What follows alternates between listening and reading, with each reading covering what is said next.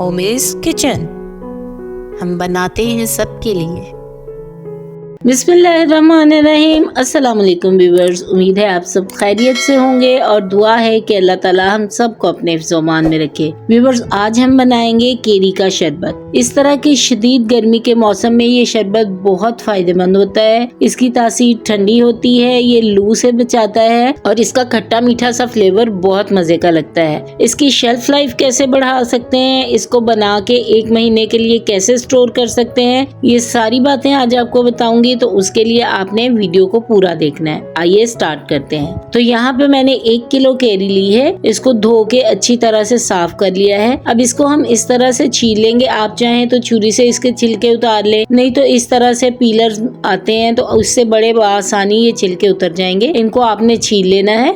इस तरह से केरी को छील के हम इसको टुकड़ों में काट लेंगे। रफली आपने चॉप करना है, छोटे बड़े पीसेस जिस तरह से भी काट सकते हैं काट लें। इसमें कोई वो स्पेसिफिकेशन की जरूरत नहीं है कि हमने इसी तरीके से काटने, बस आपने रफली कटिंग करनी है इसकी। ठीक है, इस तरह से ये मैं बाकी भी सारे कर लेती हूँ, फिर नेक्स्ट आपको बताएंगे। यहाँ पे देखें, ये सारी हमने केरी काट ली थी। ये मैंने कुछ आपको दिखाने के लिए इस तरह से चंक्स में काटी है, कुछ लंबे तरीके से काटी है। तो जिस तरह भी चाहे आप इसकी कटिंग करके रख सकते हैं। ठीक है, इसके लिए खास कोई वो मेथड नहीं यूज करना। अब एक पैन ले लिया है मैंने, पैन में ये सारी केरी डाल दूंगी। अच्छा, मैंने यहाँ पे 1 किलो यूज की थी, उसकी कटिंग करके साफ करके सारा ये इतनी रह गई है, तो हमने ये पैन में डाल दी है।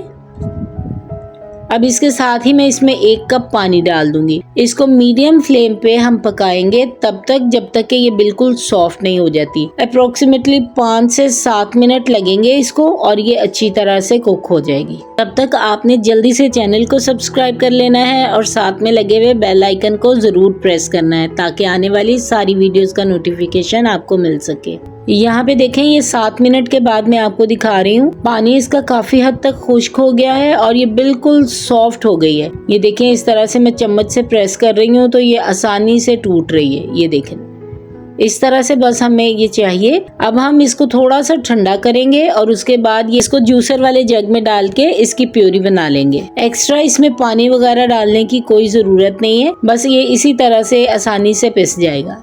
अब यहाँ पे हमने एक पैन ले लेना है, इसमें 2 कप चीनी डालनी है। 1 किलो केरी के लिए 2 कप चीनी जाएगी। ठीक है, और 1 कप हम इसमें डाल देंगे पानी का। ये पानी डाल दिया। अब हमने इसको कुक करना है।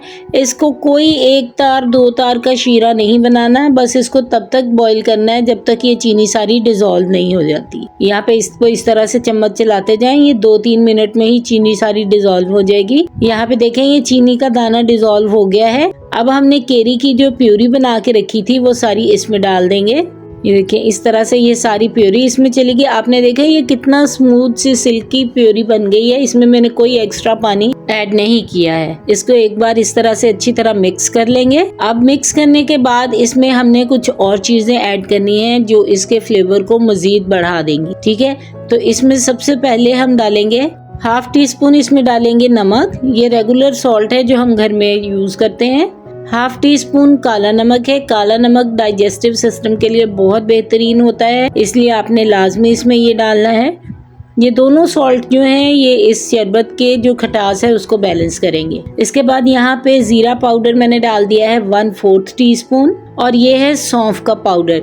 ये खुशबू के लिए भी अच्छा है, डाइजेस्टिव सिस्टम के लिए भी बहुत अच्छा है, ये भी आपने जरूर डालना है। बस इतनी सी चीजें डालेंगे और इसको खूब अच्छी तरह से मिक्स करके पका लेंगे। अच्छा, इसके पकने की निशानी ये है कि ये इस तरह से मिल्की सा कलर है, इसका चेंज होके ये ट्रांसपेरेंट सा कलर हो जाएगा। अब यहाँ पे देखें, ये 7 से 8 मिनट तक मैंने इसको पकाया है तो इसका जो कलर है वो चेंज हो गया है, शाइनी भी हो गया है और थोड़ा ट्रांसपेरेंट भी हो गया है। ठीक है, बस हमने तब तक पकाना है जब तक इसकी कलर और टेक्सचर इस तरह के नहीं हो जाता। अब हमने इसको सेव करना है। इसकी शेल्फ लाइफ बढ़ाने के लिए बाजार में तो केमिकल डाले जाते हैं, लेकिन मैं यहाँ पे घर में केमिकल का किसी कलर का यूज नहीं करूंगी, इसलिए यहाँ पे मैंने 1/4 टीस्पून डाला है सिट्रिक एसिड यानी टार्टरी। बहुत आसानी से अवेलेबल है, इसलिए मैंने वही यूज किया। इससे ये होगा कि इसकी शेल्फ लाइफ जो है वो बढ़ जाएगी। इसको अच्छी तरह से ठंडा करेंगे। ठंडा करने के बाद आप किसी एयर टाइट जार में डाल के रख लें। ये देखें, मैंने इस तरह से एक मेरे पास ये जार किया गया है। इसमें डाल दिया है कैप, अभी मैं नहीं लगाऊंगी क्योंकि ये बिल्कुल ठंडा नहीं है। जब ये अच्छी तरह से ठंडा हो जाएगा फिर इसको मैं कैप लगा के तो फ्रिज में स्टोर कर लूंगी। तो आइए अब जल्दी से इसका शरबत बना के दिखाते हैं आपको। ये ग्लास ले लिया मैंने, इसमें डालेंगे आइस क्यूब्स। इसके बाद हमने जो केरी का शरबत बनाया है वो इस तरह से 1/4 ग्लास डाल देंगे और बाकी ग्लास को पूरा पानी से भर लेंगे। इस तरह से बाकी इसमें पानी डाल देंगे। मजीद इसमें अब किसी भी चीज की जरूरत नहीं है क्योंकि जो फ्लेवर हमने देने थे इसको वो शरबत में हमने ऐड कर दिया सारा कुछ। बस इसको जरा अच्छी तरह से मिक्स करेंगे और आपका शरबत रेडी हो गया। तो देखा आपने, ये कितना ही आसानी से झटपट सा शरबत बनके रेडी हो गया है। टेस्ट में बहुत मजे का है। आप इस केरी के शरबत को एक बार बना के रख लें और पूरा महीना आप इसे एंजॉय कर सकते हैं। बस छोटी छोटी टिप्स हैं जिनको आपने फॉलो करना है कि ये खराब ना हो। रेसिपी अच्छी लगी हो तो वीडियो को लाइक और फैमिली के साथ शेयर करें। फिर अगली रेसिपी में मिलेंगे। टिल देन, अल्लाह हाफिज।